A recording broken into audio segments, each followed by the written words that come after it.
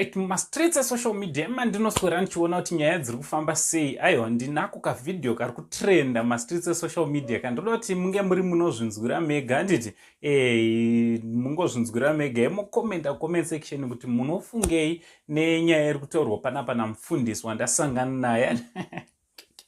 Hey, so listen, if you're new to this channel, I kindly ask you to subscribe, turn on your notification bell so that every time I upload a video, you will be notified. Chito kuti zirikudi kwese kwamuri vazukuru vasekuru seinti. So ka video kandauya nako vazukuru ndimufundisi vari kuratidza kuti vari kuparidza vari panhamo kuri kumaruzevha. Handiti pari kuratidza kuti pane pafuneral. Pane pafuneral kana kuti yatori church service. I don't think so. I think pa funeral. Regai muzvinzwire imi mokomenda comment section. Ka video kacho akarega ndikaisa. Mafundisi Vakadzi vanoita. Vakandiona vanosunga mazambi.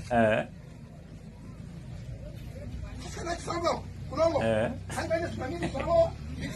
Kungoti pastor chete. Chisambi. Pastor ndo uri kuitira Hutsinye. Vamwe vese vaona.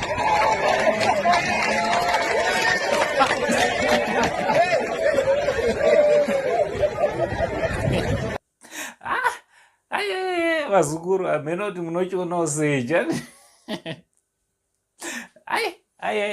Munochionawo sei vazukuru. Hanzi muri kuitira ani Hutsinye, inzwa futi mufundisi ndiani ari kuitira Hutsinye. Pastor ndo uri kuitira Hutsinye. Hanzi muri kuitira pastor chete ndiwa muri kuitira Hutsinye. Imunoti mapastor wazvideu kana musunga mazambia makuenda pane mafundisi. Musaite Hutsinye Vakadzi. Ameno munochiona sei chachema munhu waMwari murevhi achema kuti pastor chete ndiwa muri kuitira Hutsinye.